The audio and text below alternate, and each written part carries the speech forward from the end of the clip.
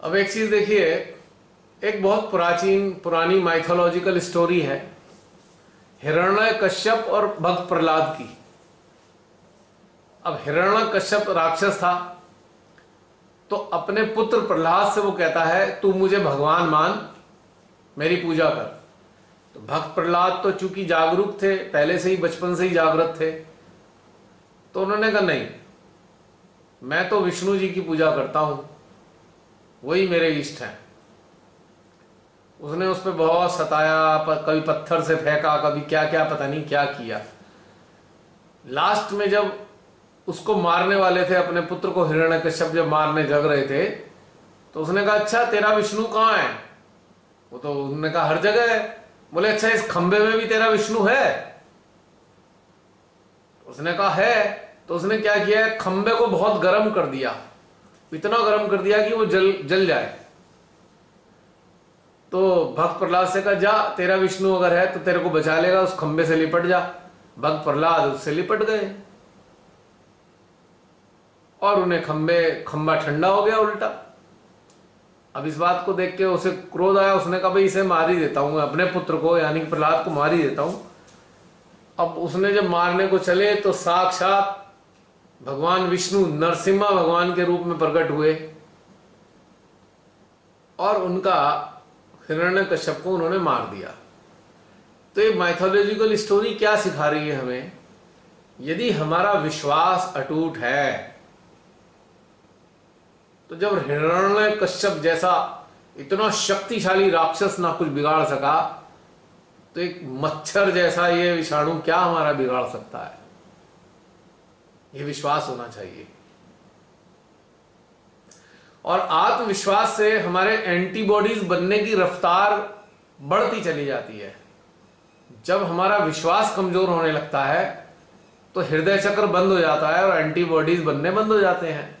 अब जब एंटीबॉडीज बनने ही बंद हो गए, आप कितनी भी बाहर से एंटीबॉडीज बनाने वाली दवाइयां ले लें, बढ़ ही नहीं सकते, बढ़ ही नहीं सकते।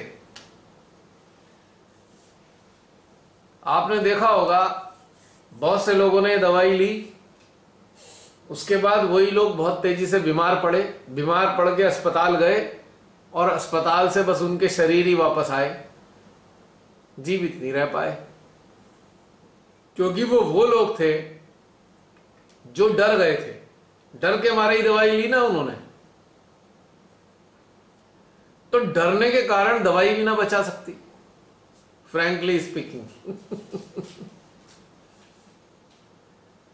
और अगर दवाई नहीं भी ले और डर नहीं है तो हमारा क्या बिगड़ना है? आत्मा की मर्जी के बिना, परमात्मा की मर्जी के बिना तो हमारा शरीर जाएगा नहीं। तो इसलिए विश्वास पक्का, विश्वास ऐसा पक्का हो जैसे कि एक सत्य है कि सूर्य है, ऐसा पक्का विश्वास हो। और विश्वास को पक्का किया जा सकता है अभ्यास से, यह संभव है। और विश्वास को पक्का करने का तरीका हम सब जानते हैं। गहन ध्यान में श्री मां के चरणों में उतर जाना, श्री मां के चरणों में गहन ध्यान अवस्था में बैठे ना, हमारा विश्वास पक्का होना शुरू हो जाता है। हमारे पास कोई विश्वास को बढ़ाने का और सोर्स नहीं है सिवाय श्री माता जी के। और श्री माता जी कौन है, यदि हम ये जान चुके हैं तो हमारा विश्वास कमजोर हो ही नहीं सकता। जिन साधक साधिकाओं के विश्वास कमजोर हैं, ये बात 100 में से 100% सत्य है कि उन्हें श्री माता जी पे विश्वास नहीं है। चाहे बाहर से वो कितनी अच्छी बातें करते हो, कितना ही वो ध्यान की बातें करते हो, कितनी ऊंची ऊंची बातें करते हो, पर ये सत्य नहीं है। विश्वास नहीं है श्री माता जी पे। ये इसी बात से प्रमाणित हो जाता है।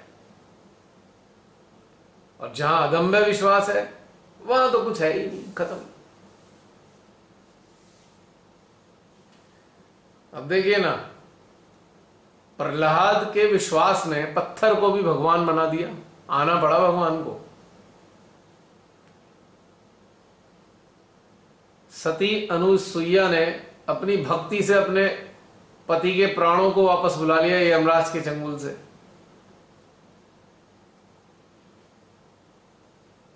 है नहीं?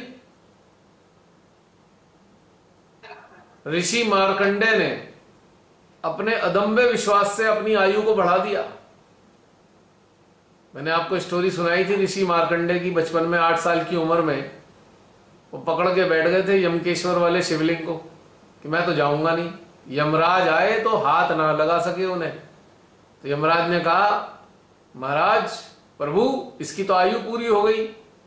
तो भोलेनाथ ने कहा, कैसी आयु? अब तो ये मेरा हो गया, अब जो परमात्मा का हो गया उसे यमराज का क्या करेंगे? यमराज का काम ही खत्म हो गया। यमराज ने हाथ जोड़े, प्रभु ये तो आपका है तो बस खत्म, मेरा काम तो इतना ही था। मेरा काम तो उन लोगों के लिए है जो परमात्मा के नहीं हुए हैं। जो परमात्मा के हो जाते हैं वहां तो मैं जा ही नहीं सकता, वही तो पाबंदी है। जो मानव परमात्मा के हो जाते हैं यमराज भी उन्हें ले जा नहीं सकते। उन्हें ले जाने वाले तो केवल स्वयं परमात्मा ही होंगे। उंगली पकड़ गएंगे, चल बच्चे अब तेरा कार्यकाल पूरा हो गया, कहीं और जाके भेजता हूं तेरे को मैं। तो यमराज की पहुंच से बाहर होते हैं ऐसे सभी बच्चे जो प्रभु के प्यारे होते हैं या प्रभु के चरणों में होते हैं या प्रभु को समर्पित होते हैं या प्रभु के प्रति अटूट विश्वास रखते हैं। वो यमराज की क्षमता से बाहर है। कर्म का सिद्धांत ही बदल जाता है, विधि के विधान का लिखा हुआ भी बदल जाता है। जो परमात्मा के हो जाएं, वो बात और है कि कोई जागृत इतना हो गया है, पूरी तरह जाग गया, तो उसको जीवन मृत्यु का भय और जीवन मृत्यु का अंतर ही उसके लिए समाप्त हो जाता है। उसके लिए शरीर का रहना ना रहना एक ही बात होती है। उसे कोई फर्क नहीं पड़ता शरीर रहेगा या नहीं रहेगा, वो एक अलग बात है। तो फिर हम वही डायलॉग बोलेंगे, जो डर गया सो मर गया। शोले का डायलॉग भी क्या मजेदार था, उसकी कितने गहरे इस्तेमाल किए जा सकते हैं इस डायलॉग के।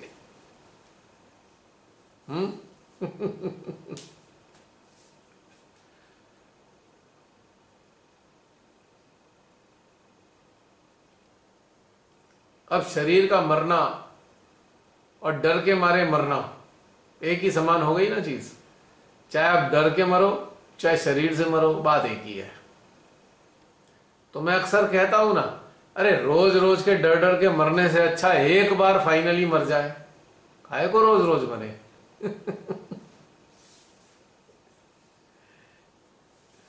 क्यों रमनी बहन, बात क्लियर हो गई? बात क्लियर हो गई भैया। अब तो मरने की बात ही नहीं सोचते, अभी तो जीवन का आनंद आना शुरू। आप इसकी चिंता ना करें, ये जो आनंद है ये शरीर छोड़ने के बाद भी नष्ट नहीं होगा। अगर कोई आज के आनंद में, आज आनंद की अवस्था में है और उसकी मृत्यु का काल आ गया, टाइम आ गया, तो वो मृत्युपरांत भी उसकी चेतना सदा आनंदित ही होगी, उससे नीचे नहीं जा सकती, उसका आनंद नहीं खत्म हो सकता। यानी कि अपने शरीर की अवस्था में, जिस अवस्था में चेतना की हम छोड़ते हैं, हमारी चेतना अगले शरीर मिलने तक उसी आनंद का आनंद लेती है, उसी अवस्था का।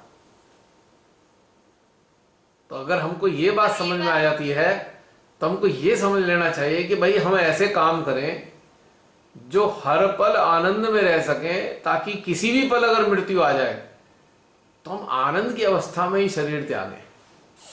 भले ही शरीर से कराहट निकल रही हो, भले ही दर्द के मारे चीत्कार कर रहे हो आप, पर वो अंदर का आनंद वही होना चाहिए। जैसे मैंने आपको एक कहानी बताई थी ना, लिखी थी 10th डायमेंशन में, एक अपना अनुभव डाला था कि मेरे पैर का फ्रैक्चर हो गया, पटे घुटने का।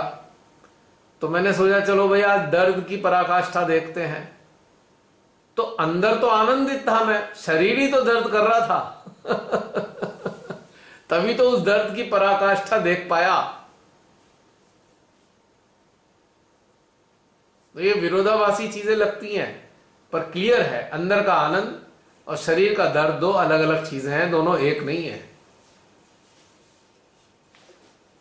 तो ऐसी अवस्था में भी अगर हमारे प्राण निकलते हैं तो हमारी चेतना आनंद में ही विचरण करेगी और जिसके भी संपर्क में जाएगी उसके अंदर भी आनंद भर देगी। यह भी एक खास बात है,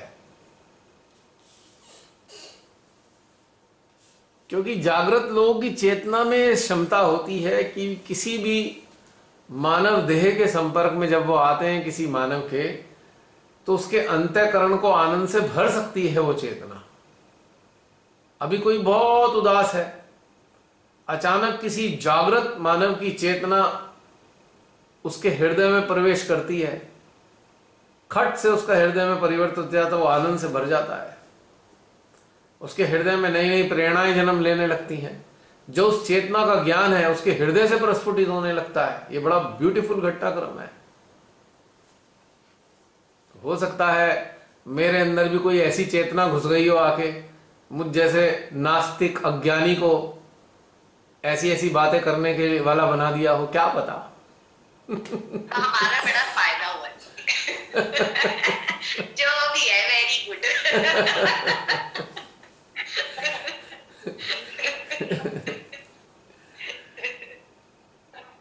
चलिए और बताइए।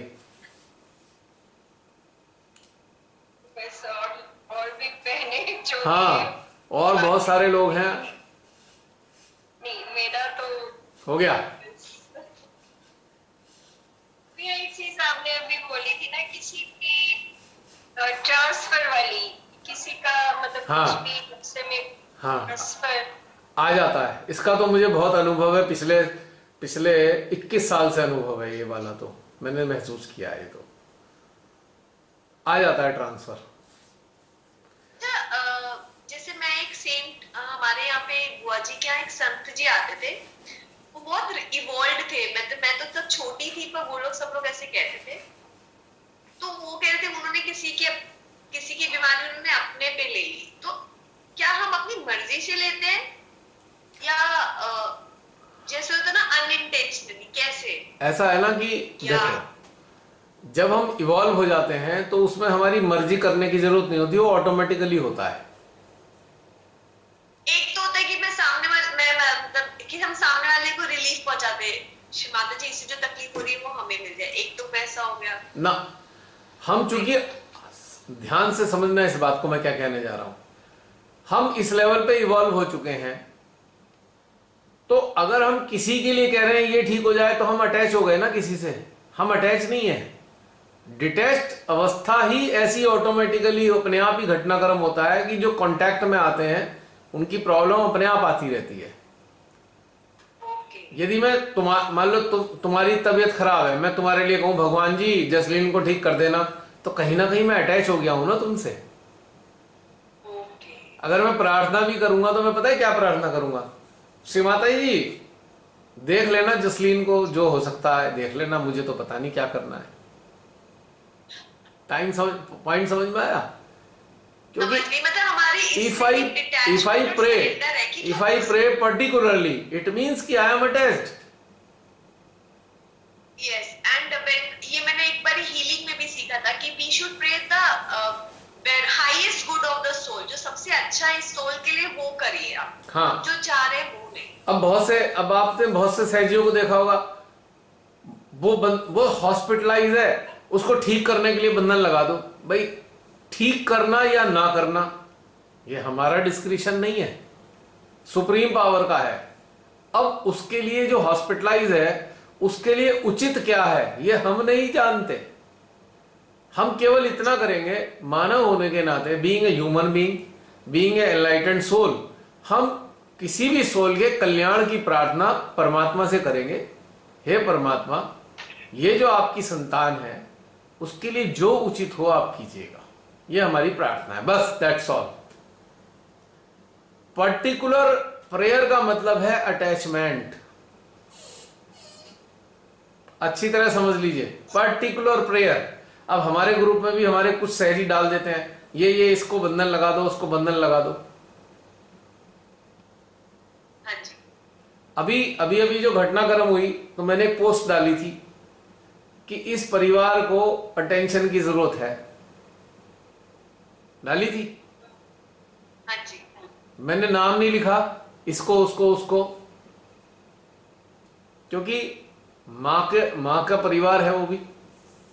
और आप सब लोग जब अटेंशन डालेंगे उसमें कोई खास प्रेयर, मतलब कोई पर्टिकुलर प्रेयर नहीं होगी। आपने अटेंशन डाला, माँ आदि शक्ति की शक्ति वहां चली गई, दैट्स ऑल, फिनिश। मैं पर्टिकुलरली लिखूंगा फला फला नाम, उसको ये प्रॉब्लम, उसको प्रॉब्लम, ये है, ये नहीं। परिवार को जरूरत है, दैट्स इनफ। अंदर से विहल हो रहे हैं, पीड़ित हो रहे हैं, परिवार को जरूरत है, दे दो एक डिटैच्ड वे में। आज तक मैंने कभी किसी से बंधन लगवाने या लगाने के लिए रिक्वेस्ट नहीं करी। अपने लिए तो मैंने आज तक किसी से यह भी नहीं कहा मेरे लिए प्रेयर कर दो। आपने कभी सुना हो? क्योंकि भाई वो अपने आप देखें, जो है वो देखें, जिनका ये घर है, जिनकी हम संतान है, वो अपने आप देखें, उनकी हेडेक है, हमारी हेडेक नहीं है। लेकिन मानव होने के नाते हम जब हम किसी और की पीड़ा को अनुभव करते हैं विदाउट बीइंग इमोशनल, भावुक हुए बगैर, संवेदनाओं के आधार पे उनकी पीड़ा का अनुभव करते हुए, संवेदनाओं के आधार पे, इमोशंस के आधार पे नहीं, हम परमात्मा से प्रार्थना करते हैं, श्री माता जी से प्रार्थना करते हैं, श्री माता जी वो परिवार भी आपका है, जो आप उनके लिए कर सकते हैं कर दीजिए, बस खत्म। उन्हें ढाढ़स दीजिए या जो भी कीजिए, जैसे चाहे संभालिए। How you will take care we do not know, how you will tackle their pain, their problem, you know better, we do not know. तो पर्टिकुलर जो हम प्रेयर करते हैं ना, वो सही नहीं रहती। और बंधन लगाने के लिए तो कदापि नहीं कहना चाहिए। यानी कि हम मां आदि शक्ति को बांध रहे हैं, हम उन्हें मजबूर कर देंगे क्या?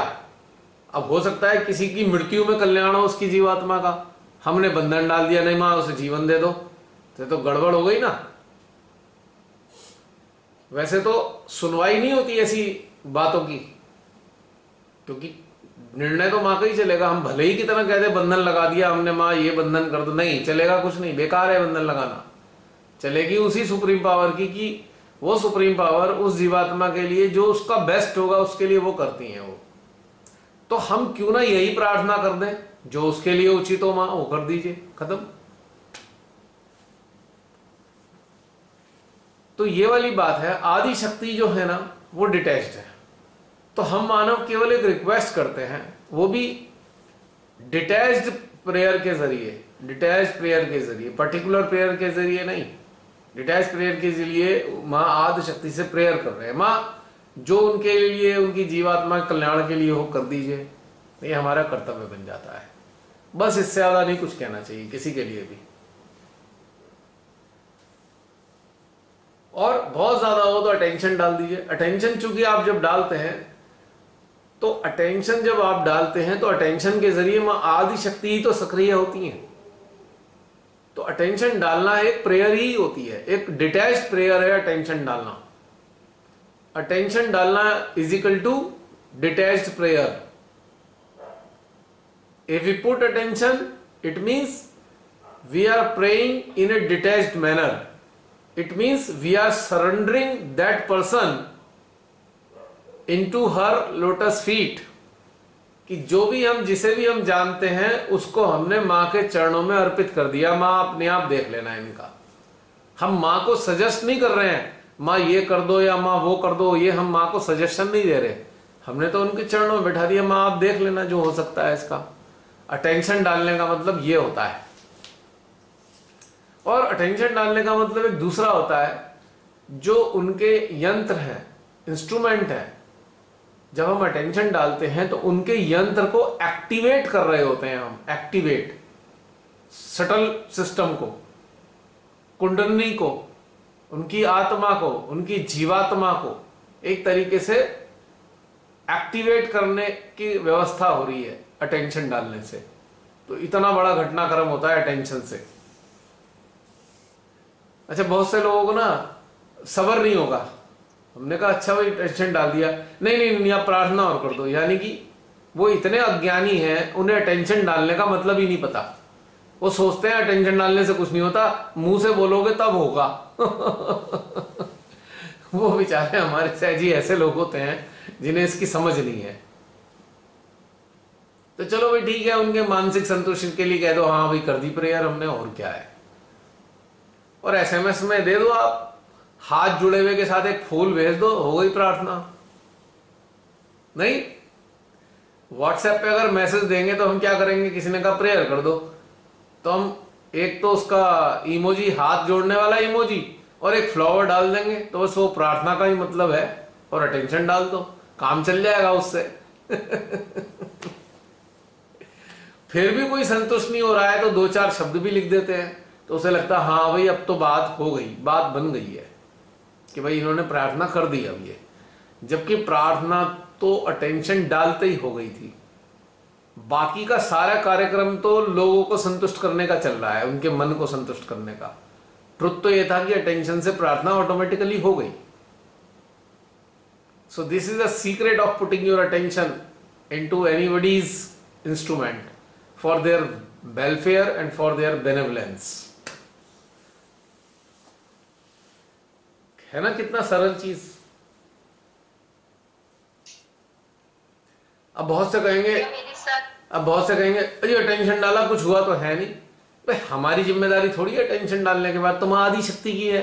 अब आप आदि शक्ति मां से कहो तुमने क्यों नहीं कुछ किया, हमने तो उनकी एनर्जी भेज दी आपके पास। अब उनका डिस्क्रिप्शन क्या है वो हमारी जिम्मेदारी नहीं रही ना। हाँ बहन बताइए।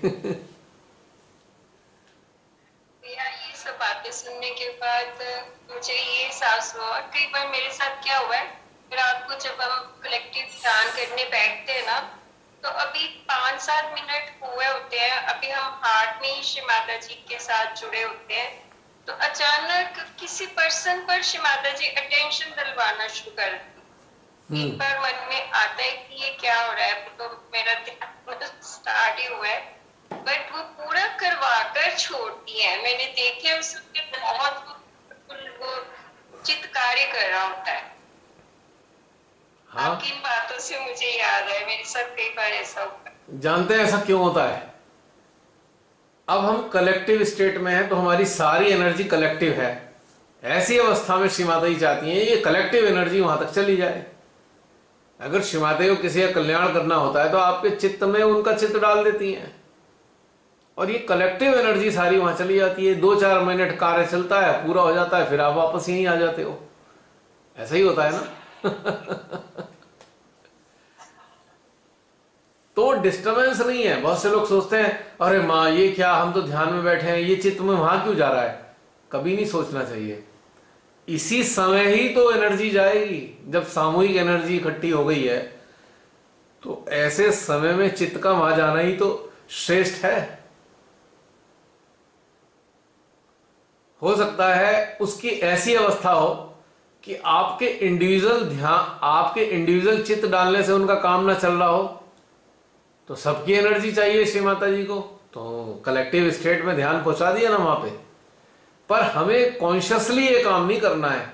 हम ये बातें सुन के, अभी आप मेरी बातें सुन के सोचे अगली बार ना हम उसके ऊपर चित्त इसलिए डाल देंगे जब ध्यान में सामूहिक होंगे, तो ये रॉन्ग है। जो चीज स्पॉन्टेनियस होगी तो वही होगी कार्यान्वित। अगर हम इसमें दिमाग लगा लेंगे अपना, अच्छा अब हम सामूहिक हो गए हैं, चलो चलो अब इसके ऊपर अटेंशन डाल दे, तो वो काम नहीं करेगा। ये स्पॉन्टेनियसली होगा तो वो काम होगा, अगर सोच के करा तो वो काम नहीं होगा। इसमें ये भी ट्विस्ट है। ये आपने बताया हुआ है कि ध्यान खत्म हो जाए तब हमने अटेंशन वर्क करना। नहीं वो अलग बात है, वो अलग बात है। मैं कुछ और कहना चाह रहा हूं। जैसे अभी आपने कहा ना, जैसे ही ध्यान शुरू होता है सामूहिक रूप से अटेंडक श्री माता ही काम कराना शुरू कर देती हैं, तो ये कार्य जो कराती हैं वो स्पॉन्टेनियसली कराती हैं। अब ये बात मान लीजिए अभी बहुत सारे लोग सुन रहे हैं, अब ना किसी ने दिमाग चलाया, जब हम सामूहिक होएंगे तो हम किसी और के ऊपर चित्त डालेंगे, तो एक कॉन्शियस स्टेट में हमारा माइंड चल गया ना, तो काम नहीं होगा। हमने ट्रिक खेल ली है।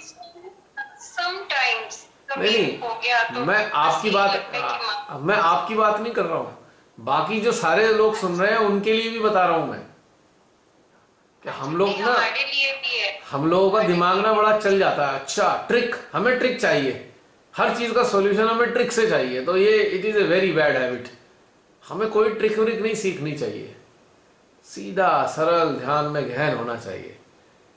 अब जैसे मैं आपको बताऊं, हमारे कुछ सहजी बहुत पहले बड़े किसी बड़ी दो तीन चीजों से बड़ा एकदम वो हो जाते थे, चमत्कृत हो जाते थे। मेरे से कहा भी, जैसे कई बार किसी के बारे में अचानक अंदर से आता था, वो सही होता था तो बड़े चमत्कृत हो जाते, अरे बिल्कुल सही बात बता दी। वो कहेंगे हम ये चीज कैसे सीखें, हम ये वाली विद्या कैसे सीखें।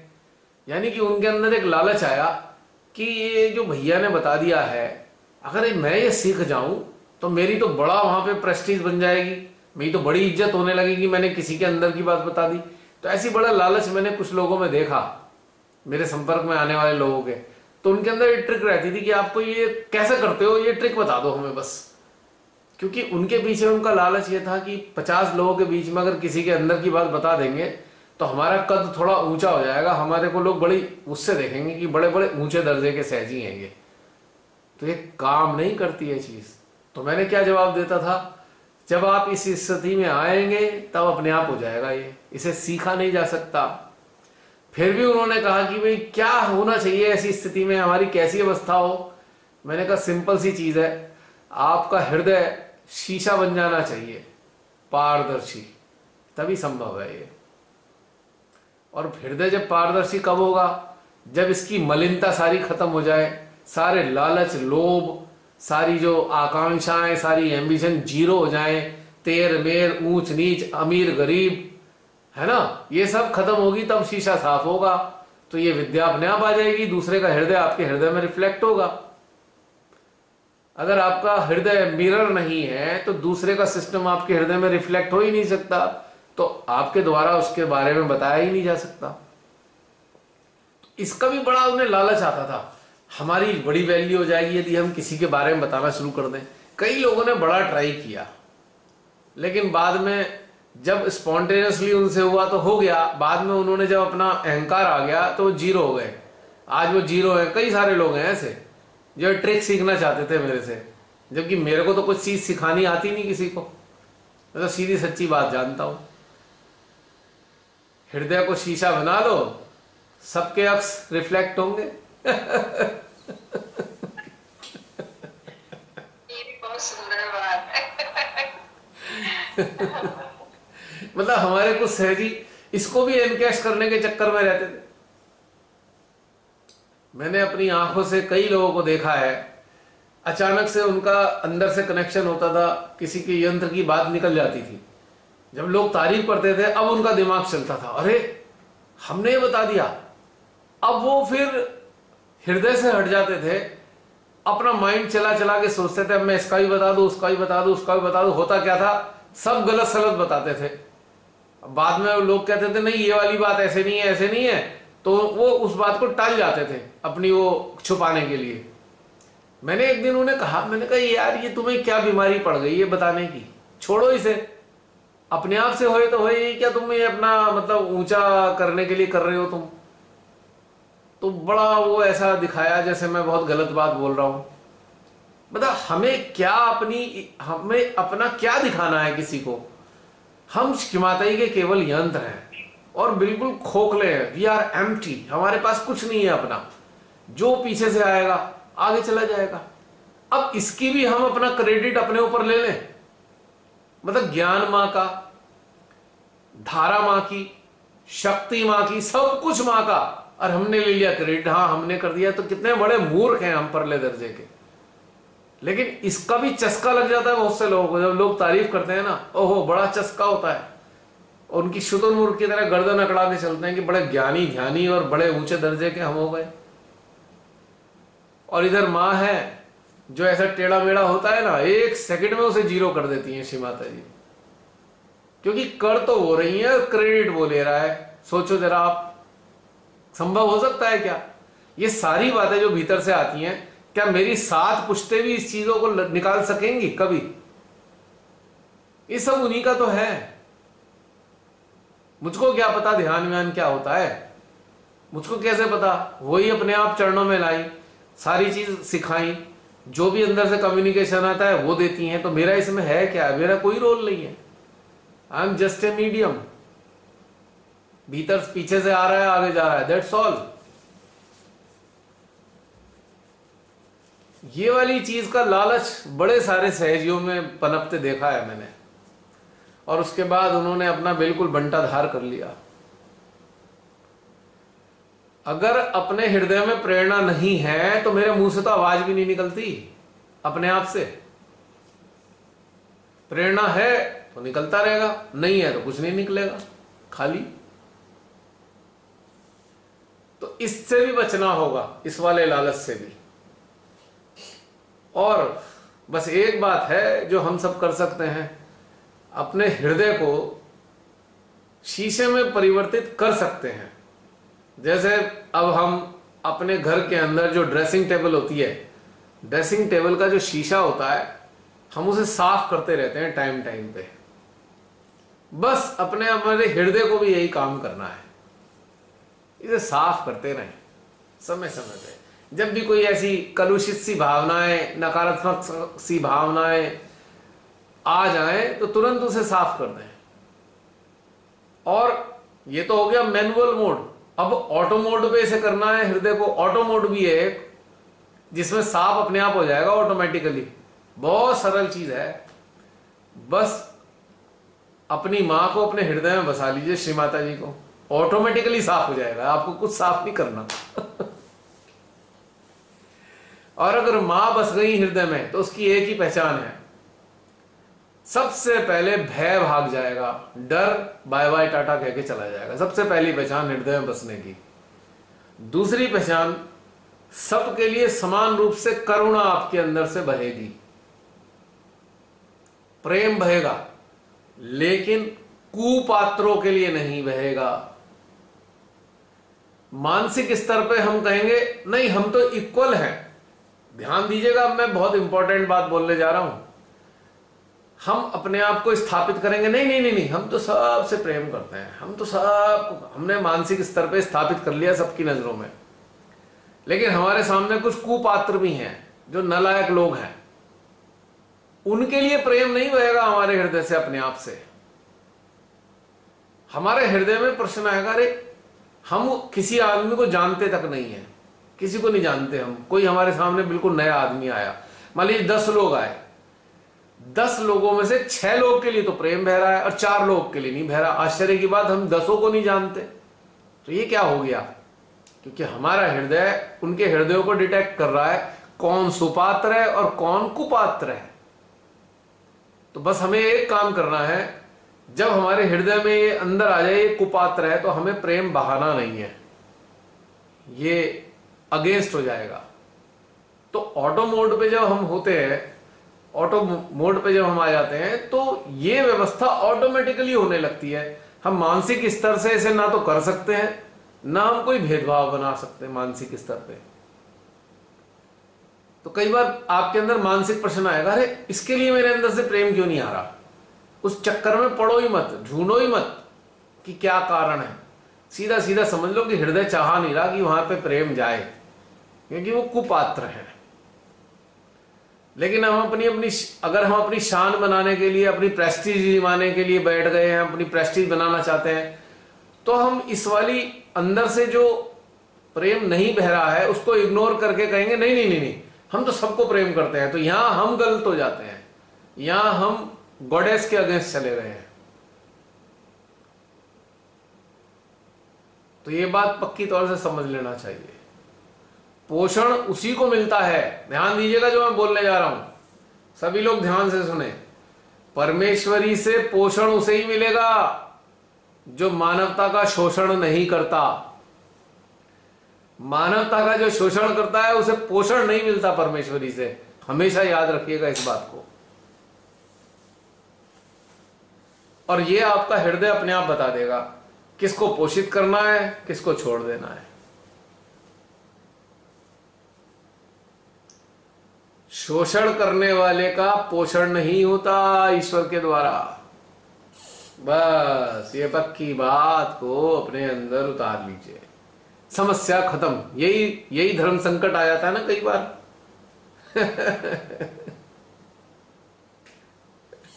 लेकिन हमारा हृदय इस बात को जानता है कि किसको तो पोषित होना है और किसको छोड़ना है। क्योंकि जो कुपात्र है, जो मानवता का शोषण कर रहा है, उसको पोषण क्यों नहीं मिलता है? क्योंकि उसके नकारात्मक कर्मों की उसे सजा मिलनी है। यदि पोषण चलता रहेगा तो सजा कैसे मिल पाएगी? तो हमारी मां तो सुपर इंटेलिजेंट है इस ब्रह्मांड में, उनसे ज्यादा, उनकी इंटेलेक्ट से ज्यादा इंटेलेक्ट किसी की नहीं हो सकती। तो उनकी व्यवस्था है ये अपने आप। लेकिन इस व्यवस्था का घटनाक्रम हम सबके माध्यम से भी होता है। इस बात को जब तक साक्षात स्वरूप में भगवती मां मौजूद थी हमारे बीच में श्री माता जी के रूप में, तब तक ये अपनी मर्जी से अपने हिसाब से ही कर लेती थी। लेकिन आज जो है श्री मां अपने यंत्रों के माध्यम से यही कार्य करती हैं, यंत्रों के माध्यम से। तो यंत्रों को बिल्कुल एम्प्टी रहना चाहिए, यानी कि एकदम खाली रहना चाहिए। यानी कि उनके हृदय, यंत्रों के हृदय माइंड से कंटेमिनेटेड ना हो, मन से प्रभावित नहीं होने चाहिए हृदय या चेतना। तब मां ये कार्य हम सबके माध्यम से कर पाएंगे। ये भी एक बहुत बड़े रहस्य की बात मैंने आपको बताई है कि यंत्र बनने पर किस प्रकार का आचरण अपने अंदर धारण करें, जो भीतर में अंदर से जो प्रेरणाएं आती हैं उसके हिसाब से किस प्रकार से चलें, तभी जाकर हम यंत्र का कार्य पूरा, यंत्र बनने का कार्य हम पूरा कर पाएंगे, अन्यथा नहीं कर पाएंगे। जहां आपका मन एक्टिव हुआ वहीं बंटाधार हो गया, बेकार हो गया उसी क्षण। Mind must not interrupt into the process of inspirations and activations. Mind must kept aside. जो कहते हैं ना, मन को अलमारी में बंद कर दीजिए।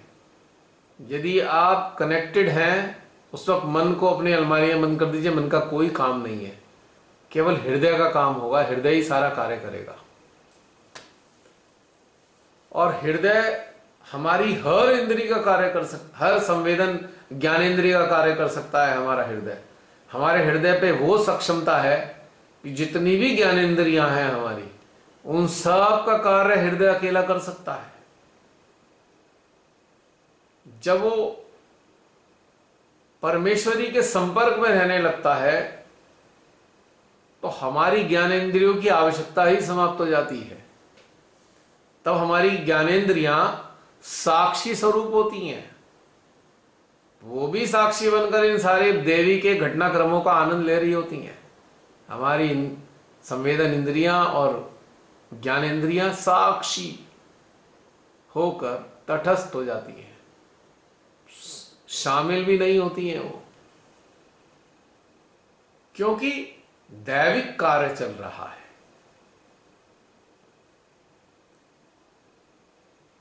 देवी किसी माध्यम से अपने किन्हीं यंत्रों का पोषण कर रही हैं, उसमें सब साक्षी हैं। मां की ऊर्जा को ग्रहण तो कर रहे हैं पर इंटरप्ट नहीं कर रहे, साइड बैठे हुए हैं, एकदम साइड। तो ये खास बात है, विशेष बात यही होती है। जैसे कि किसी बड़े विद्वान का एक कार्यक्रम सुनिश्चित हुआ है, किसी जगह भाषण देना है उसने या किसी बड़े नेता ने, तो जब तक वो नेता आता नहीं तब तक उसके जो नीचे के लोग हैं लगे रहते हैं भीड़ को व्यवस्थित करने में। माइक भी संभाल लेगा कोई, माइक संभालने के बाद वो उनसे भीड़ को कह रहा होगा, थोड़ा व्यवस्थित कर रहा होगा। लेकिन जैसे ही उस गेस्ट का, मुख्य अतिथि का आना होता है तो सारे लोग एक साइड हट जाते हैं, क्योंकि मुख्य अतिथि ने ही डायरेक्ट भीड़ को एड्रेस करना होता है। तो ठीक इसी प्रकार से जब हमारे अंतःकरण में भगवती का आगाज होता है तो हमारी सारी ज्ञानेंद्रियां एक साइड लाइन में खड़ी हो जाती हैं, क्योंकि देवी स्वयं सारा कार्य संपन्न करा रही होती है अपने गण देवताओं से। तब हमारा इंटरप्शन नहीं रहता, हमारी ज्ञानेंद्रियां इंटरप्ट नहीं करती उस वक्त, वो भी उस चीज का आनंद ले रही होती हैं। ये भी एक मिस्ट्री थी जो आज रिवील हो गई।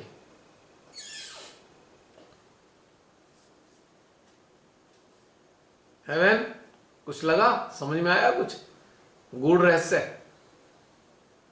ये जो ज्ञान इंद्रिय है वो बाहरी ज्ञान का अनुभव करती, दोनों तरह के ज्ञान के लिए होती है।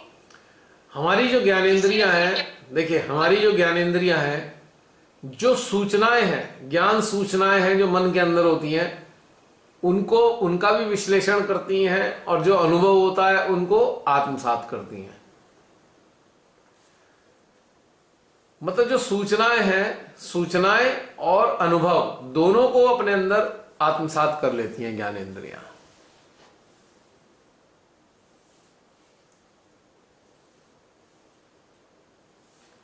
जो संवेदन इंद्रियां हैं, संवेदन इंद्रियां हैं जो केवल अनुभव करती हैं और उस अनुभव को ज्ञानेंद्रियों में ट्रांसफर कर देती हैं।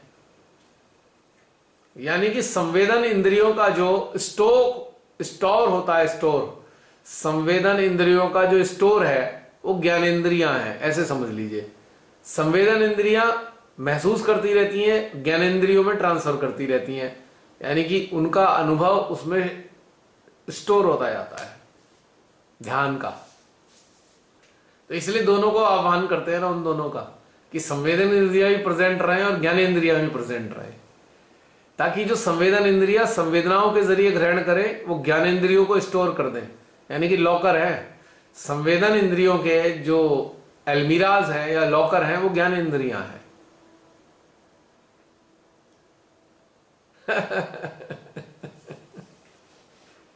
आपने स्टार्टिंग में कहा था ना कि इन पर भी गण होते हैं। हाँ वो है ना भाई, एक पूरा सिस्टम है ना बहन। संवेदन इंद्रियों के गण अलग हैं, देवता अलग हैं, ज्ञान इंद्रियों के गण देवता अलग है, काम अलग अलग है उनका। गण और देवता में तो हमने सबको शामिल कर लिया, लेकिन विशिष्ट काम अलग अलग भी तो हो गए ना। जैसे एक फैक्ट्री है, एक फैक्ट्री में कम से कम 50 कर्मचारी हैं। 50 कर्मचारियां तो सारे हैं टोटल, लेकिन उन कर्मचारियों में 5 कर्मचारी ऐसे हैं जो फोरमैन है, 5 कर्मचारी ऐसे हैं जो स्पेशलिस्ट है। इस प्रकार से भिन्न भिन्न काम कर रहे हैं ना वो। तो इसलिए कुछ देवता ज्ञानेंद्रियों के साथ है, तो कुछ देवता संवेदन इंद्रियों के साथ है, तो कुछ चक्रों के साथ है, कुछ नाड़ियों के साथ है कुछ अंग प्रत्यंगों के साथ है, सबके अलग अलग काम है।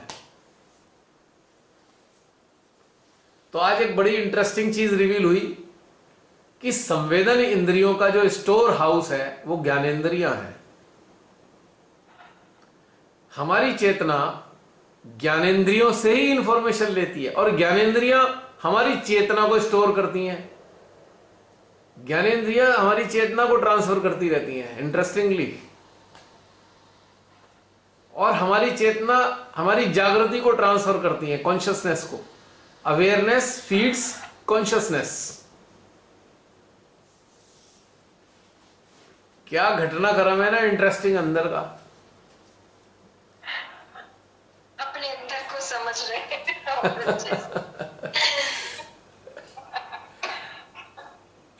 हमारे अंदर का सिस्टम बड़ा विलक्षण है।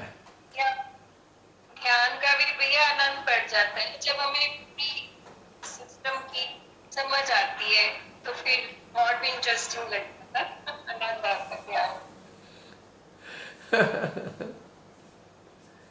तो इसी कारण से तो हमारी चेतना उन्नत होती है। चेतना में जो उन्नति के कारक हैं वो हमारी ज्ञानेंद्रियां हैं, और ज्ञानेंद्रियों की उन्नति के कारक है हमारी संवेदन इंद्रियां। संवेदन इंद्रियों के जो कारक हैं अनुभव है, अनुभूतियां और अनुभव। और अनुभव अनुभूतियां हमें प्राप्त होती है ध्यान में उतरने से। कितना लंबा सा चक्कर हो गया, कहने को तो इतना लंबा है पर होता तत्क्षण होता रहता है, फटाफट होता रहता है लगातार। बताने में तो इतना सारा लंबा हो गया, केवल हमारी समझ को विकसित करने के लिए। अब इन सब बातों से क्या हो रहा है, हमारी अंडरस्टैंडिंग बढ़ रही है। यानी कि जिन चीजों को हम अपने संज्ञान में लेते रहते हैं उनसे हमारी समझ विकसित होती है, अंडरस्टैंडिंग। तो ये सारी जो एक्नॉलेजमेंट है ये हमारी अंडरस्टैंडिंग को फीड करते हैं। तो कितने तरीके से हम डेवलप होते हैं, आप इंटरेस्टिंग बात ये देखिए, कितने तरीके से हम डेवलप हो रहे हैं, कितने प्रकार से डेवलप हो रहे हैं।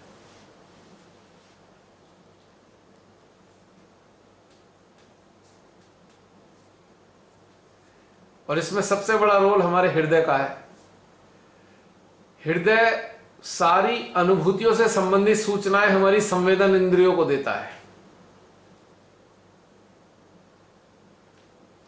यानी कि सबसे बड़ा जो अनुभव करने वाला है वो हमारा हृदय, और हृदय हमारी संवेदन इंद्रियों के मुताबिक सूचनाओं को अलग अलग करके उन्हें भेजता है, और हमारी संवेदन अलग अलग संवेदन इंद्रियां अलग अलग ज्ञान इंद्रियों को फीड करती हैं। ये ज्ञान इंद्रियां फीड करती हैं हमारी चेतना को, चेतना फीड करती है हमारी जागृति को। तो इस प्रकार से हमारा मानव अस्तित्व सक्रिय होता है, कार्य करता है। इस प्रकार से उत्क्रांति होती है हमारे अंदर, उत्क्रांति घटित होती है। ये सारा अंदरूनी घटनाक्रम उत्क्रांति की तरफ चल रहा है, हमारी इवोल्यूशन, चेतना इवॉल्व हो रही है हमारी।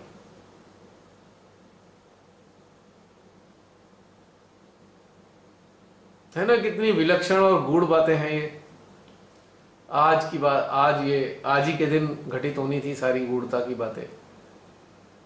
क्योंकि जैसे जैसे आप विकसित हो रहे हैं, जैसे जैसे आप सभी विकसित हो रहे हैं, वैसे वैसे ही गूढ़ताएं रिविलेशन बढ़ रहे हैं, मतलब प्रकटीकरण हो रहा है उनका, रिवील हो रही हैं चीजें। अगर आप लोग विकसित ना होते तो ये गूढ़ताएं आपके सामने कभी नहीं आती। मेरे से कई लोग आजकल कहते रहते हैं, भैया अभी भी आता है कि हमारे को इसमें जोड़ लो। मैं कहा भाई जोड़ नहीं पाऊंगा इसमें, क्योंकि हमारे यहाँ पर जो जिस स्तर का ये घटनाक्रम चल रहा है वो एक चैप्टर की तरह है।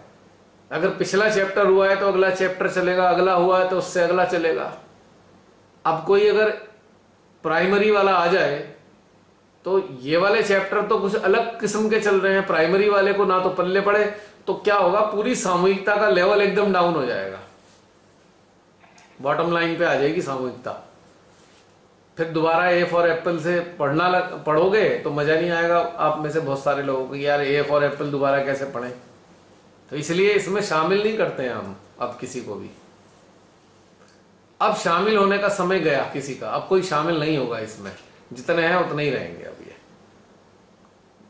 कम हो सकते हैं, या कोई स्पेशली कोई डेप्थ वाला कोई अगर आ गया तो वो कह नहीं सकता। आई एम नॉट श्योर कि शिमाते ही हो सकता है जो इससे भी आगे हमारी सामूहिकता जानी हो, उस स्तर का कोई आ जाए तो पॉसिबल है। लेकिन primary, nursery, KG, first, second, third, fourth वाले बिल्कुल भी नहीं आने वाले, पॉसिबल ही नहीं है। आप सब लोग खुद इस चीज को समझ सकते हैं। इस स्टेज पे प्राइमरी वालों को कैसे टैकल करेंगे आप? आपको मजा आएगा क्या? नहीं आने का मजा। बल्कि वो दिन और जो है हमारा मिस यूटिलाइजेशन होगा, उसका गलत तरीके से इस्तेमाल होगा। हमको हर दिन एक नया चैप्टर पढ़ना है, हर वाली मेडिटेशन की सीटिंग में एक नया अगला चैप्टर पढ़ना है। तो उसमें फिर नए वाली चांस बचते नहीं है। मैं तो सबसे पहले जहां मेरे पे आता है ना, मैं उससे कहता हूं भाई मुझे फोन कर लो पहले, क्योंकि फोन करके उसका स्टेटस पता लग जाता है बात करते ही तुरंत कि भाई अब ना। और कोई उच्च अवस्था की चेतना है तो 1 मिनट में दिल करता है चलो भाई ऐड कर लो, इसको चाहिए, आ जाओ, वेलकम। क्योंकि बहुत सारी ऐसी चीजें होती है उससे तत्क्षण पता लग जाता है। जैसे कोई कहेगा बहुत, सबसे पहले वो कहेंगे बहुत अच्छा लग रहा है, इतने अच्छे ये होते हैं वो होते हैं, सेशन में बहुत मजा आता है। तो और ये सब कहने के बावजूद भी ये सारे वीडियो को देखते हैं, मजा आता है, उनको बहुत मजा आ रहा है, उसके बाद कह देंगे कल ना मैं किसी नेगेटिविटी में फंस गया। मैंने कहा बस पकड़ा गया, अब वो इसके लायक नहीं है करंट सेशन के लायक नहीं है जिसने ये बात कह दी या जिसने कह दिया कोई बंधन लगा दे, तो मैं कहा भाई ये इसके मतलब का नहीं है बंदा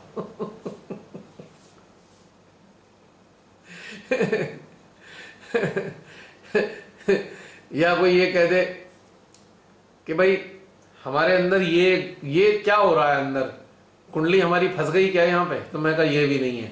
तो इस सब बातों से पता लग जाता है, इसलिए मैं हमेशा कहता हूं भाई फोन पे बात करेंगे हम। एनर्जी लेवल पे भी पता लगता है, पर मैं उसको फिर मैं उसको जवाब नहीं दे पाऊंगा ना एनर्जी लेवल पे।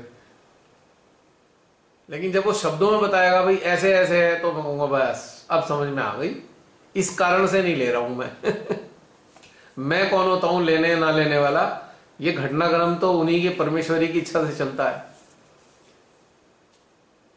तो माध्यम होने के नाते मुझे कहना पड़ता है नहीं भाई ये नहीं हो पाएगा इसमें। समझ रहे मैं कैसे मैंने धर्म संकट आता मेरे सामने, बहुत सारे लोग ये देखकर उस पर तुरंत एसएमएस आएगा कि हमें भी इसका लिंक भेज दो तुरंत, ना, क्योंकि वो गड़बड़ सड़बड़ हो जाती है। अच्छा बहुत से लोग ऐसे भी हैं हमारे यहाँ से कि भाई सोचेंगे कोई आया हुआ है घर में मेहमान, उसको ही बैठा लो।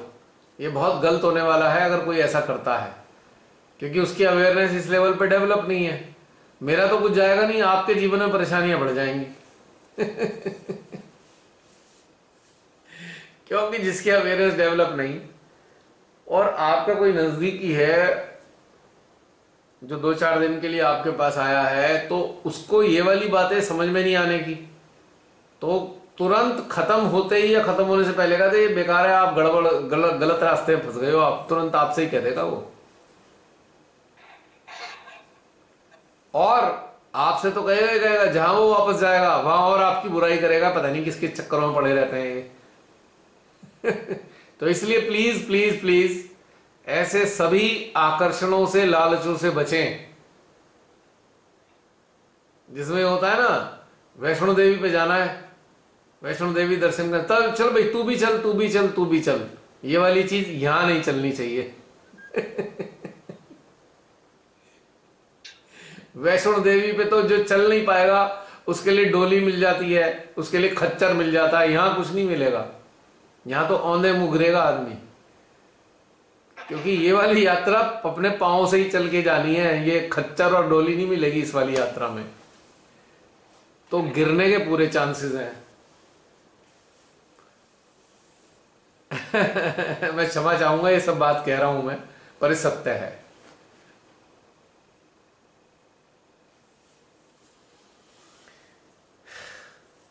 आज तो बहुत सारी बातें बहन आपने ही रिप्रेजेंट कर दी सबकी जगह।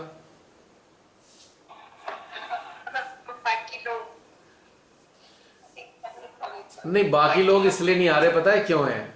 क्योंकि आप उनके उनके उनको रिप्रेजेंट करते हो, सारे प्रश्न आप ही पूछ रहे हैं जो उन लोगों ने पूछने थे बाकियों ने, या कहनी थी बातें, वो आप से ही चल रहा है मामला सारा, या थोड़ा जसलीन से चल गया। क्यों आप सभी लोग, मैं सही कह रहा हूं ना, आप सब लोग भी तो मौजूद है, बता तो दीजिए हाँ ना कह के। जागो ग्राहक जागो अरे तो कोई भी नहीं दिख रहा, और शायद ये सारी मस्तियां कर रहे थे, कोई नहीं सुनता हमारी बात। सुनो सुनो तब से कैमरा बंद करो बिल्कुल सब रुक जाती थी अब अच्छा लग रहा है, अब अच्छा लग रहा है, हो रहा है जसलीन से आ रहा है सब, बहुत ध्यान से सुन रहे हैं सब, मुझे पता है तभी तो मैंने बोला जय श्री माता जी भैया, जय श्री माता जी। सामने आ ना मिलने लाइट है सब बंद है मैं हाँ तो रात जी नमस्ते। यदि कुछ नहीं है तो समाप्त कर दें। जय श्री माता जी। कौन? पधारो, प्रकट हो जाओ, अभी तो अदृश्य हो। अभी अब बच्चे ना यहीं पे मोबाइल देख रहे हैं, हाँ डिस्टर्बेंस होगा करके मैं नहीं आ रही थी। अच्छा अच्छा, ओके ओके, कोई बात नहीं। जी जी। तो अगर कोई प्रश्न वसन नहीं है, बातचीत नहीं है, तो समाप्त कर दें। 12:30 बज चुके हैं, 12:41, 12:45, 12 बजने वाले हैं लगभग। वैसे बहुत सारी बातें तो हो प्रश्न चुकी। तो नहीं है, हाँ जी, प्रश्न तो नहीं है भैया, लेकिन जो श्री माता जी आपसे जितना भी कहलवा रही है उसमें आनंद आ रहा है, बहुत अच्छा लग रहा है। हाँ आनंद तो आता है जब माँ प्रकट होती हैं किसी भी जरिए से या किसी भी तरीके से, शब्दों के जरिए, ऊर्जा के जरिए, तो आनंद तो आता है, नो डाउट। तो आज के प्रश्नोत्तर चलिए आप सब लोग एक काम कीजिएगा, अपने वाले जो ग्रुप में मेडिटेटिंग जो सोल वाला है उसमें आप अपने व्यूज प्रकट कर देना, क्योंकि अभी तो आप लोग सारी बातें जो हैं सुन रहे हैं, आप अंदर अच्छा लगे तो उसमें प्रकट कर सकते हैं आप लोग, या चाहे तो 10-5 मिनट हैं अभी, 10-15 मिनट के लिए अगर आप लोग कहना चाहते हैं तो कह सकते हैं।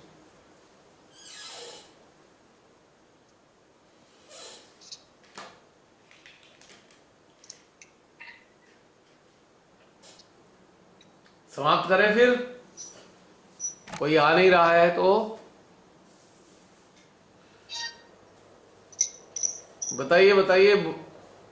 जय श्री माता जी बोल दें अंत सेशन का। हाँ जी भैया। ओके चलिए, ठीक है भैया। जय श्री माता जी। जय श्री माता जी जय श्री भैया, माता जी। पूरी सामूहिकता को जय श्री माता जी। जय श्री माता जी। जी तो बहुत ही जल्दी हो गया। नहीं इतना ही ठीक है। दिल नहीं चाह रहा कि खत्म हो। कोई कुछ लेकिन लेकिन भैया बोल रहे हैं ना कि अब खत्म कर दिया जाए, समाप्त कर दिया जाए। तो मैं तो फिर पूछ भी तो रहे ना, कोई बोल नहीं रहा, कोई हेलो। जब कोई बोल नहीं रहे तो मैं क्या करूं। हाँ हेलो, जय श्री माता जी। जय श्री माता जी। हेलो। हाँ बोलो। भैया मैं बोलती हूँ। बोलो बोलो बोलो। भैया सबसे पहले तो बहुत सूक्ष्म बातें आपने बताई हैं, और बहुत ज्यादा सूक्ष्म थी, और एक अनुभव आज हुआ भैया। जैसे जसलीन दीदी ने कहा कि कोई प्रश्न नहीं था, कुछ नहीं था, जैसे अपना चेतना और आत्मा को कनेक्ट किया, हमारे अंदर एक चीज आई थी भैया ध्यान की स्थिति में। हमें ऐसा फील हुआ कि सिर्फ सरेंडर रहना है बस, ये चीज हमारी इंटरनली हमको फील हुआ था। और बाकी भैया ध्यान की स्थिति बहुत अच्छी रही, और जैसे आपने अभी बताया कि बहुत से लोग ऐसे ध्यान में सामूहिकता में आ रहे, ये चीज हमारे अंदर आज फील हुई कि बहुत से ऐसे चेहरे थे जिन्हें हम जानते भी नहीं थे, वो चेहरे हमारे बस आते जा रहे हैं और निकलते जा रहे हैं, जैसे एक पिक्चर थी कुछ तो, और जिनको हमने देखा भी नहीं, ऐसे लोग आए और हमें ऐसा लगा जैसे उनकी आज्ञा पे श्री माता जी ने वर्क कराया, और कार्य चलता रहा, लेकिन कोई ऐसे प्रश्न नहीं, कुछ भी नहीं था, एकदम बहुत रिलैक्स फील हो रहा था। और एक चीज बस कि सरेंडर रहना है, ये चीज हमारे अंदर से आई कि हमने माँ से मतलब ये पूछा कि माँ आप ही बताइए कि हमारे अंदर तो कोई प्रश्न नहीं है, फिर कैसे? तो माँ ने बोला बस सरेंडर रहो, और बस ये चीज हमको आज फील हुई भैया फिर से। चलिए अच्छी बात है, हम सबके अपने अंतःकरण के मुताबिक ही आता है ना। हाँ भैया, बहुत तो सारी चीजें आज जनरलाइज फीलिंग नहीं भैया होती। ऐसी थी। और बस यही था भैया, और बाकी कोई प्रश्न नहीं थे, कुछ भी नहीं, क्योंकि आवाजें बीच बीच में आ रही थी, बहुत से लोग, काफी लोगों के कांटेक्ट में आना पड़ा इस बार, बातचीत हुई सबसे, तो भैया बहुत से मतलब चेहरे ऐसे आ रहे थे जो हमारे चित्त में भी नहीं थे अंदर, लेकिन वो चारों तरफ से बस आ रहे जा रहे ऐसे चल रहा था। तो भैया ठीक है, कोई आज का समस्या ध्यान। नहीं। हेलो। हाँ हाँ बोलो बोलो। हाँ भैया, तो बस आज का ध्यान में बस यही फील हुआ भैया, थोड़ा आज्ञा में पेन भी फील हुआ, हार्ट में भी फील हुआ भैया आज। जैसे कि हमको भैया लेफ्ट हार्ट में आज पेन फील हुआ है। अब ये सब होता रहेगा, अब इसकी चर्चा की हाँ, जरूरत नहीं है। चेतना बस के भैया स्तर की यही बात फील करनी हुआ। चाहिए अब हमें। हाँ, जब बस कार्य इतना चल हुआ रहा है, भैया, बाकी देखो जब हाँ काम चल रहा है तो ये सब होगा ना। हाँ। ये तो और भैया वो बात- पेन आया और निकल गया तुरंत। हाँ और उसके बाद भैया ध्यान की स्थिति बहुत अच्छी थी, मीन्स काफी देर तक तो ऐसे लगा जैसे कि हम अपनी आत्मा से ही कनेक्ट हैं इंटरनली। और बहुत देर तक भैया फील होता रहा। और सबसे बड़ा बहुत सूक्ष्म बातें आपने बताई हैं भैया, उसके लिए धन्यवाद। अरे धन्यवाद। बहुत बहुत सूक्ष्म भैया, बहुत सूक्ष्म बातें थी, जो कई बातें तो रिपीट भी हुई है जैसे आपने पहले बताई हुई है, और अभी फिर से रिपीट हुई है। और हो बहुत गई अच्छा होंगी लगा रिपीट, भैया। मुझे याद तो होता नहीं पिछला। हाँ उनकी जरूरत रही होगी तो रिपीट हो गई होगी आज। जी जी जी। ऐसा होता है ना सुंदर था कि भैया। अब जब हम रोज खाना बनाते हैं, यानी कि आप लोग महिलाएं हैं, खाना डेली बनाते जी हैं, जी है ना, तो जी कुछ चीजें तो 3-4 दिन बाद रिपीट हो ही जाती हैं, जी। हाँ लेकिन उन सब का अलग अंदाज होता है, अलग स्वरूप होता है और अलग आवश्यकता होती है, राइट। तो ऐसे हो जाता है, कुछ चीजें रिपीट हो जाती होंगी जो नीड जी होती होगी भैया। आप सबकी। नहीं भैया, बहुत सी चीजें ये हम भी फील कर रहे हैं, लेकिन इनको ना शब्दों में बोल नहीं पाते हैं। जैसे बहुत से लोगों के कांटेक्ट में आते हैं और बहुत सी, लेकिन आज आपके जरिए वो चीजें पता चले कि हाँ ये हमारे साथ हुआ है, इनके साथ हमारा ऐसे होता है। जैसे आपने कुपात्र के बारे में अभी फिर से बताया, तो वो चीज भी हमने फील की है कि हाँ ऐसे कोई है, कुछ लोग हैं। तो ये सब चीजें भैया मन में रहता था, नहीं हम माँ ने तो कहा है सबसे प्रेम रखना, हमारे हृदय में सबके लिए प्रेम है, तो उनके लिए क्यों नहीं है। ये चीज हमारे अंदर भी क्वेश्चन आया था, जो श्री माता जी ने आपके जरिए बुलवाते तो भैया ये चीजें मतलब बहुत सूक्ष्म थी, जिसके आंसर अपने आप ही मिल गए। एक मिनट आए होंगे हमारे जरा, अंदर एक उस मिनट, समय। बैटरी खत्म हो गई, 1 मिनट। हाँ चलो जी चलो भैया। बोलो, चल गई दोबारा। हाँ, समाप्ति ठीक है हो भैया, जाएगी। बस बहुत सुंदर ध्यान स्थिति थी भैया। बहुत हम लोग बढ़िया। तो वेट करते हैं कि कब हो। हाँ पिछली बार रह गया था, बस मजबूरी हो गई थी पिछली जी बार, भैया जी। शमशान घाट भैया। जाना पड़ा था मुझे। इस वक्त हाँ ये भैया। जो टाइम था 9:30 बजे जब ध्यान शुरू होता है, तो 9:30-10 बजे तो चिता में अग्नि दी जा रही थी। जी भैया, कंडीशन पिछले बहुत हफ्ते। खराब चल रही है हाँ। बेचारों की। भैया एक क्वेश्चन हमारे अंदर आया था ये सब चीजें देख के, पता नहीं पूछना चाहिए क्या भैया। एक क्वेश्चन ये है कि इतनी कंडीशन खराब चल रही है, चारों तरफ हाहाकार मचा हुआ है, हम सब देख रहे हैं, हम सब हृदय से श्री माता जी से प्रार्थना कर रहे कि माँ आइए सामने और आप कराए। तो भैया माँ ने तो ये कहा था कि जब भी मुझे हृदय से पुकारोगे तो मैं अस्त्र शस्त्र लेके सामने खड़ी हो जाऊंगी। तो माँ अभी क्यों नहीं आ रही भैया? अरे क्यों नहीं आ रही माँ? आ तो रही है। तो भैया एक मिनट जरा बैटरी बंद हो। आप बताओ, आपने कहा कि अस्त्र शस्त्र लेके श्री माता जी आ क्यों नहीं रही? हाँ भैया, ये तो- हमारे अंदर अभी नहीं, काफी दिन पहले ये प्रश्न तो आया था, क्योंकि सब जगह किस- ये हालत देख के एक मिनट ऐसे लगा कि माँ सभी तो पुकार रहे हैं आपको, हृदय में आप है, फिर ये समस्या जल्दी से जल्दी क्यों नहीं खत्म हो रही है? ऐसी हालत क्यों हो रही है लोगों की? आपने एक्चुअली आपने प्रश्न की कॉकटेल बना दी है, आपने दो चीजें एक साथ अच्छा। मिला दी। श्री माता जी ने जी ये भैया, जब आप कहा है, बताइए। श्री माता जी ने जब ये कहा है कि जब मुझे हृदय से पुकारोगे मैं अस्त्र शस्त्र लेके आ जाऊंगी, हाँ तो ये पुकार है इंडिविजुअल लेवल पे। आप अगर एक भारी समस्या में आ गए हो और आपने हृदय से पुकारा है समर्पित भाव में, तो माँ आ ही जाती हैं। और माँ कैलेंडर वाली श्री माता जी के दुर्गा माँ के रूप में थोड़ी दिखाई देंगी आपको, ऊर्जा के रूप में आपके चारों तरफ रहेंगी। और जो आपके मन के अंदर इतने सारे राक्षस भूत और पिशाच आपको तंग कर रहे हैं, उन्हें नष्ट करने लगती हैं श्री माता जी। जब आप माँ को पुकारते हो सच्चे हृदय से, तो आप देखते हो ऊर्जा बढ़ जाती है इतनी सारी। जो बिल्कुल ऊर्जा सही, बढ़ती है बहुत तो ज्यादा ऊर्जा होती ऊर्जा क्यों बढ़ती है? क्योंकि उनका आगमन हो गया। है। जी, और वो जो सेंट्रल राक्षस हार्ट पे भूत एकदम पिशाच एनर्जी बढ़ हैं, जाती है। वो जो राक्षस और भूत पिशाच हैं, वो आपके मन के अंदर ही तो चल रहे हैं, उनको ही तो मार रही है जी वो। जी। और थोड़ी देर बाद आपका मन शांत हो जाता है, यानी कि उन्होंने उन राक्षसों को मार दिया। अब आपने मिला किस चीज को दिया कि चारों तरफ जो हो रहा है, और आपने अंदर से जो प्रार्थना की है उन दोनों को मिला दिया। अरे उनके लिए क्यों जाएंगी? उन्होंने तो नहीं पुकारा मां को। मां ने किसके लिए वादा किया था? मां ने किसके लिए सही वादा है। किया था? अपने बच्चों के लिए, जो उनसे हाँ, कनेक्टेड है। सही जी। शिवाती ने तो अपने लेक्चर में भी कहा है, वह सबकी जिम्मेदारी थोड़ी लेती हूं मैं, तो आप लोगों की जिम्मेदारी लेती हूं, आप लोग जो कनेक्टेड है। अब दूसरा आपका प्रश्न उठेगा, बहुत सारे सहजीवी थे, सहजीवी इस विपदा में कैसे फंस गए? अब उनके अंतर मन में सहजीवी के क्या चला जी होगा, भैया, आपको क्या उनके मालूम?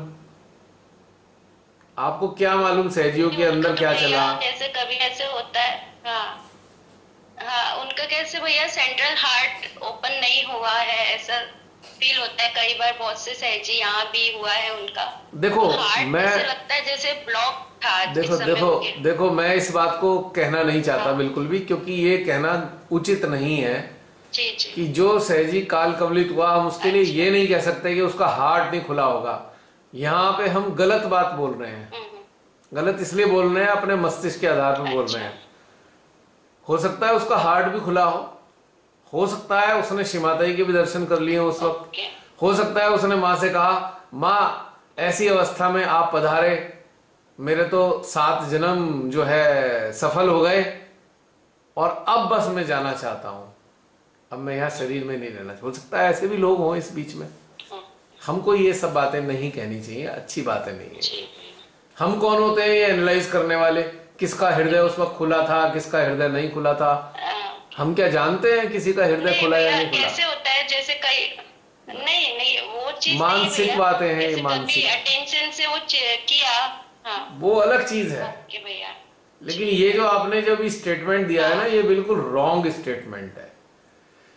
किसी भी सहजी की ओके मृत्यु भैया। हो रही है, ठीक है। हम उनके लिए ये नहीं कह सकते कि उसका हृदय नहीं खुला।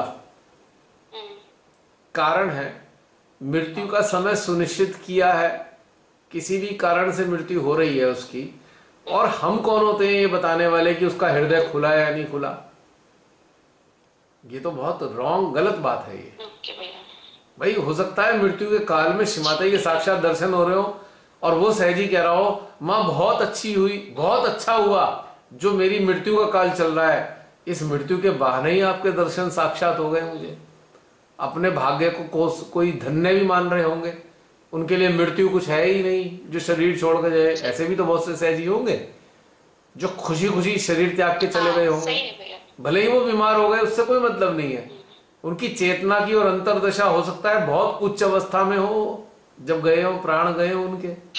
हो सकता है साक्षात शिमाता जी आई हो उनकी जीवात्मा को अपने साथ लेने के लिए, कौन जाने इस बात को। ये हल्की बातें नहीं कहनी चाहिए। ये सब मन के जो कीड़े होते हैं ना, मस्तिष्क के कीड़े, वो ऐसी बातें कहलवाते हैं। Try to avoid such things, अच्छा राइट? ओके भैया। हाँ हाँ भैया, ठीक है। हाँ, और बताइए कोई अन्य?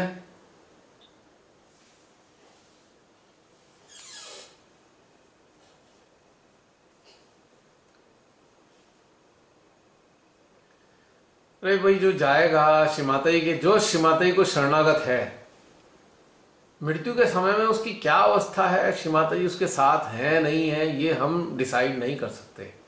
ये सब बातें हमें नहीं करनी चाहिए, क्योंकि ये उचित नहीं है कहीं से कहीं तक भी।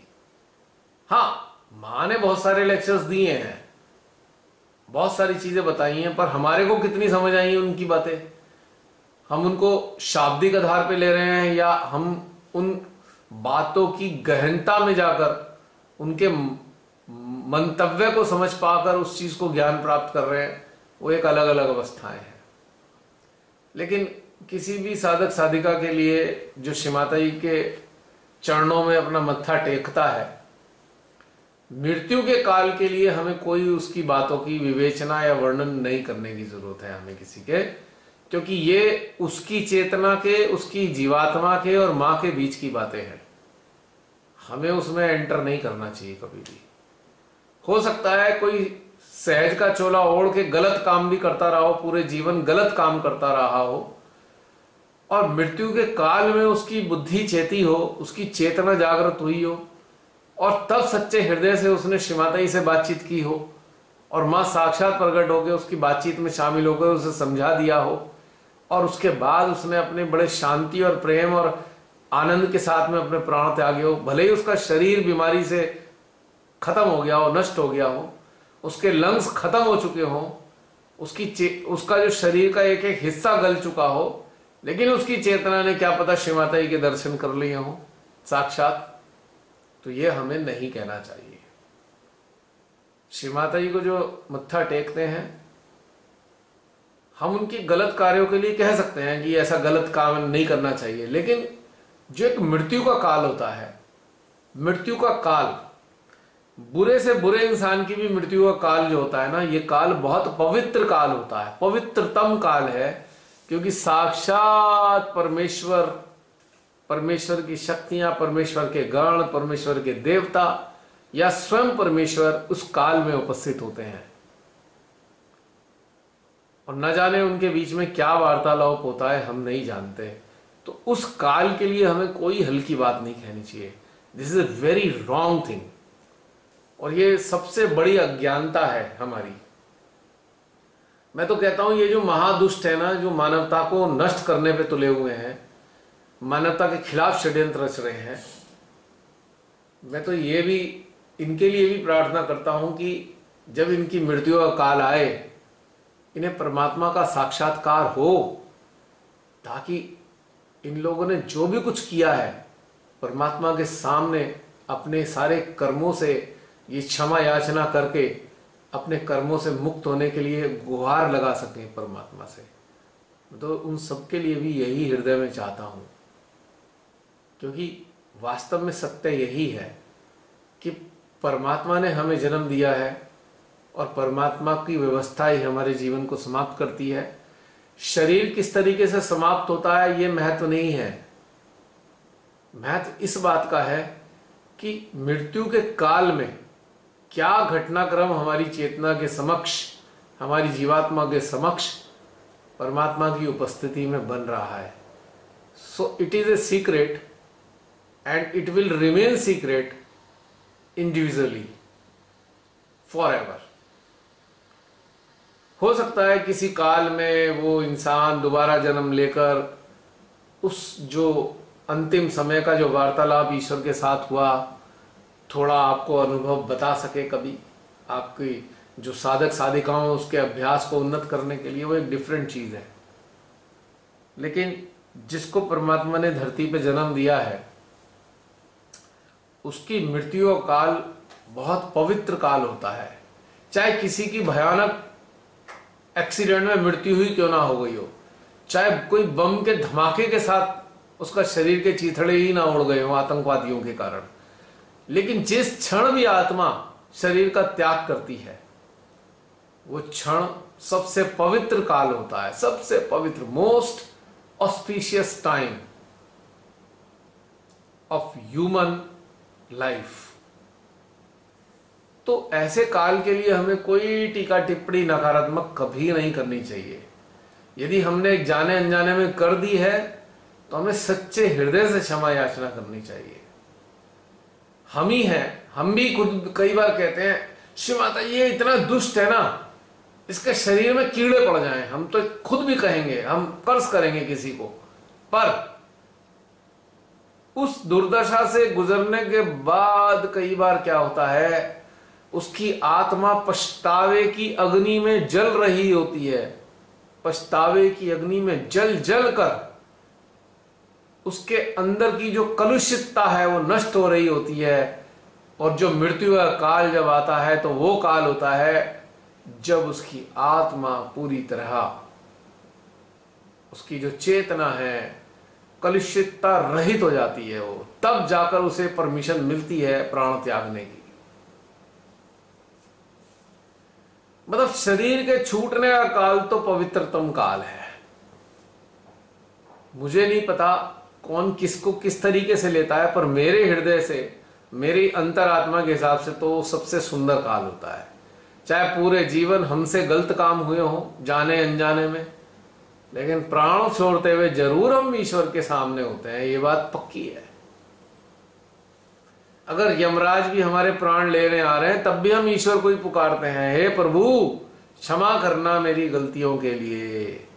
और जब प्रभु क्षमा कर देते हैं तभी ही प्राण खींचने की इजाजत यमराज जी को मिलती है। तो इसलिए इस काल के बारे में हमें नहीं कहना चाहिए कुछ भी, ये बहुत बड़ी भूल है। इतनी सारी चीजें मैंने इसलिए इस बारे में बताई है अंशु, ये खाली तुम्हारे लिए नहीं है, तुम्हारे जरिए सबके लिए है। अच्छा है तुमने ऐसी बातें सामने लाए जिसके कारण ये भी रहस्य खुले ये भी चीज रिवील हुई बिल्कुल। तो ऐसे आई कि भैया ऐसे कोई माइंड में नहीं थी, लेकिन ये कुछ चीजें जैसे अपने फील हो रही है, दिख रही है, इसलिए ये चीजें आई थी और वर्क भी किया हुआ है। देखो बात सुनो जो जागृत नहीं है उनके हृदय तो पकड़े ही जाएंगे। जागृत इंसान का हृदय ही खुलता है, बाकी के तो ज्यादातर पकड़े ही होते हैं, भले ही वो सहज में 20 साल बिता दिए हो। अगर हृदय खोलने वाले कार्य नहीं किए हैं तो हृदय नहीं खुलेगा। लेकिन जो मृत्यु का काल होता है ना, वो एक बहुत ही विलक्षण घटनाक्रम है। जी भैया वो सही है आपका कहना, हमें फील वो हो रहा है। मृत्यु काल नहीं है बेसिकली, मृत्यु काल नहीं है बेसिकली, एक साधना का काल कहता हूं मैं उसे। परम साधना काल है वो, एक साधना का घटनाक्रम है, एक समाधि का घटनाक्रम है। क्योंकि समाधि में प्रभु का एहसास होता है तो मृत्यु के काल में भी प्रभु का एहसास होता है, तो दोनों ही काल एक समान हो गए ना। एक काल में एक सेकंड बीच में इंटरप्ट मत करो, रह जाएगा जो बताना चाह रहा हूं। समाधि काल में हम अपने अस्तित्व से हटे होते हैं, हमारे अस्तित्व नगण्य होता है, राइट। और मृत्यु काल में भी हमारा बाह्य अस्तित्व नगण्य हो जाता है। दोनों एक ही घटनाक्रम है। इस वाली समाधि का परिणाम है हमारी गहनता में वृद्धि होती है, और मृत्यु वाली समाधि का परिणाम है कि हमारा शरीर छूट जाता है। समाधि के काल में हमारे शरीर का आभास छूटता है, और मृत्यु के समाधि काल में हमारे 5 तत्वों वाला शरीर छूटता है। लेकिन चेतना की अवस्था लगभग एक सी होती है, समाधि वाली होती है। प्रभु ही होते हैं ना, साक्षात्कार प्रभु का ही एहसास हो रहा होता है ना। जी अब बोलो जी भैया, अब बोलो क्या बोल रही थी भैया। हमारा इधर कैसे, हेलो हाँ बोलो बोलो। हाँ ऐसा हुआ भैया, यहाँ पे एक युवा शक्ति थी भैया, 24 इयर्स के थे वो भैया, और जैसे काफी समय से सहज कर रहे थे तो उनको अटैक आया, और वो जैसे हॉस्पिटल गए और वहीं पे उनकी डेथ हो गई। एकदम अच्छे, कोई प्रॉब्लम नहीं था, अचानक ही अटैक आया। उस समय जैसे उनका एक दिन पहले बस थोड़ा उनकी तबीयत खराब सी फील हुई, तो तभी उनके ऊपर अटेंशन डाला। तो उस समय हमको वो फील हुआ था कि उनका हार्ट वो है का उसमें मतलब ब्लॉक हो रहा है, तो इसलिए हमने वो चीज कही थी कि वो भैया को ऐसे फील हुआ है मतलब। तो और ऐसा कुछ हो नहीं है कि हार्ट मतलब वो भैया का कैसा था भैया कि उनको डर सा लग रहा था, जैसे वो फील कर रहे थे, बोल रहे थे कि हमें खुद उनका जैसे उन पे अटेंशन वर्क करने पे हमें फील हो रहा था कि उनके अंदर फियर है बहुत ज्यादा। तो वो चीज के लिए हमने कहा था। और ऐसे उसके लिए नहीं कोई बात नहीं भैया, वो भी हमको पता होना चाहिए, बहुत जरूरी है, आपकी चेतना ने बताया तो। और कुछ भी नहीं है भैया। अब कोई भी डर लग गया होगा, ये भी हो सकता है, या भैया या बाई चांस ये वाली दवाई तो नहीं लगवा ली उन्होंने, ये भी हो सकता है। नहीं भैया, कुल 24 इयर्स के थे भैया। 24 इयर्स की बात नहीं है, आजकल तो ये दवाइयाँ 18 साल वालों को भी दी जा रही है, 18 साल वालों को भी। जी जी। क्या पता ले ली हो, कौन जाने। बस उनका वही था रेगुलर, नहीं भैया रेगुलर नमक पानी और उनका बस वही चालू था, और बाकी कुछ भी उनका नहीं था। मतलब अचानक हुआ भैया ये डेथ, और सबने अटेंशन वर्क किया था, इसलिए ये फीलिंग आई थी कि उनका थोड़ा हार्ट ब्लॉक हुआ देखो है, एक बात काफी सुनो, ब्लॉक था जैसे। एक मिनट सुनो। हाँ जब डर लगता है तो हृदय ही तो पकड़ा होता है। जी हृदय अगर कैच है तभी तो डर लग रहा जी है, भैया। या डर लग रहा है तो हृदय कैच जी हो रहा भैया, है, सही बात। तो कॉमन बात है। हाँ चलो कोई बात नहीं, बस वही था भैया, कोई नहीं, हाँ कोई नहीं, कोई कोई बात नहीं भैया, हो थैंक गया। यू। हाँ हाँ जी, और बताइए कोई और अन्य।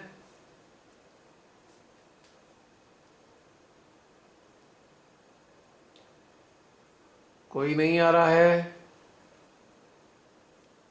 कोई किसी का कहना सुनना।